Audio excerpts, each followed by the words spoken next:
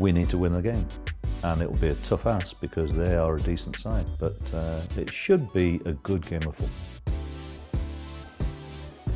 Nigel, first of 2 successive games at home. We've been successful in our last 4 at Ashton Gate. What do you want to see from the team against Middlesbrough? Wins. We need wins. You know, our form's been a bit sketchy. Performances have been not bad, but individual mistakes have cost us very dearly in games. But look, that's what you get when you've got players who are playing at full stretch, and unfortunately we've had a few setbacks with injuries. So it means that players are having to play through difficult spells of forms on a personal level. But yeah, the mood's really good, very good. After the game on Sunday, you obviously very frustrated about soft goals. You wanted a determination to keep the ball out of the net. How do you work on that, or is that not something you can necessarily do on the training pitch? You can always work at it, but we just have to persevere. I mean, that's the reality of our situation. That it puts everybody in a position where they have to really knuckle down and work through it to find a solution. So nobody else is going to do it for us. It can only be us. And so it is frustrating, but as I say, it's a part of where we are at the moment, and it certainly clarifies where probably we need to strengthen. Is it, let me put this, given a smaller squad, which you've talked about the benefits of, but when you do have injuries and when you have a squad which has younger players in, so being able to keep that consistency of performance, which then leads to results, is that what you're talking about in terms of the overall where we are? Yeah, I suppose so. But if you look at the game at Swansea, I thought we played pretty well for the majority of the game, and their staff they didn't say it in the media, but they said something different publicly, but they basically said they were very, very anxious about the game because they thought we'd go and get a second and third goal until we shot ourselves in the foot. So, look, it's one of those. It's the frustrations of conceding poor goals is something which is a habit that's happened too often for us, and unfortunately we have a number of players unavailable. So it means that freshening it up is not necessarily an easy thing to do, but we'll be creative. Talking about being able to freshen things up if you need it. Matty James, Rob Atkinson, any progress with those two? Matty is, he's more or less pain-free now, so hopefully we can start loading him outside in the near future. Rob Atkinson's been out on the grass today, so. But look, I don't waste a lot of energy concerning ourselves about exactly when they'll be back. I know they'll be back at some point, and we just have to cope in the meantime.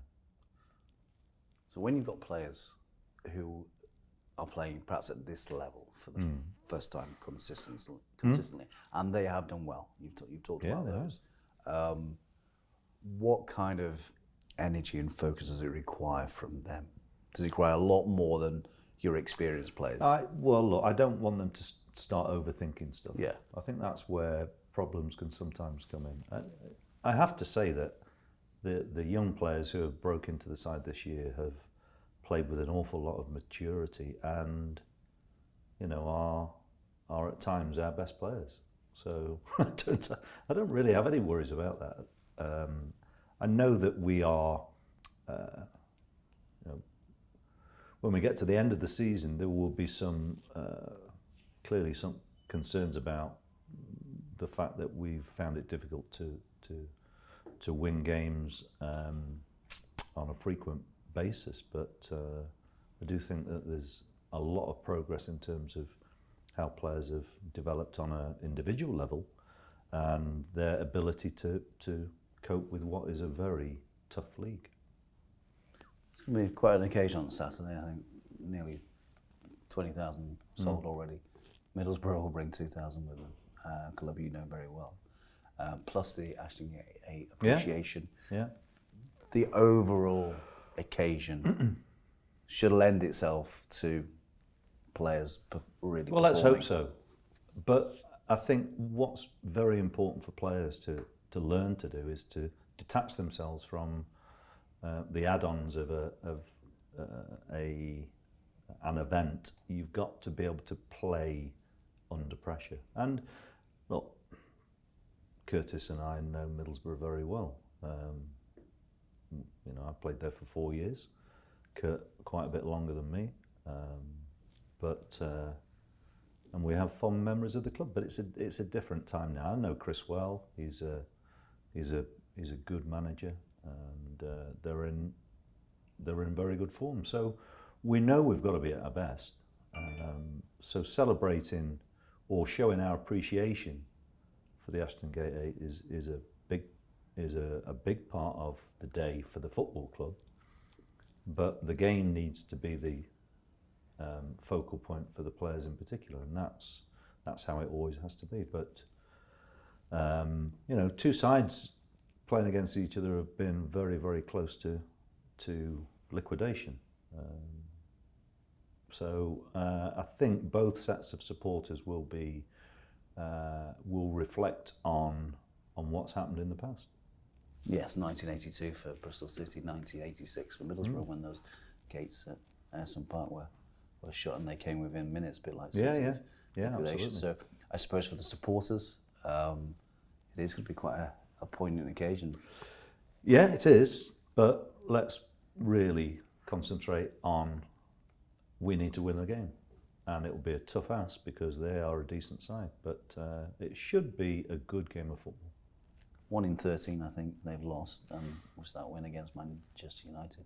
Chris Wilder, someone you know, and what do you think of the job he's doing? Yeah, I mean, he's had a really successful time at Sheffield United, and then a difficult spell there. So he's experienced management at both highs and lows, as we all do, and I think it. You know, when you go through different experiences like that, it makes you a more rounded either coach or manager. So I know he'll be keen to put one over on us,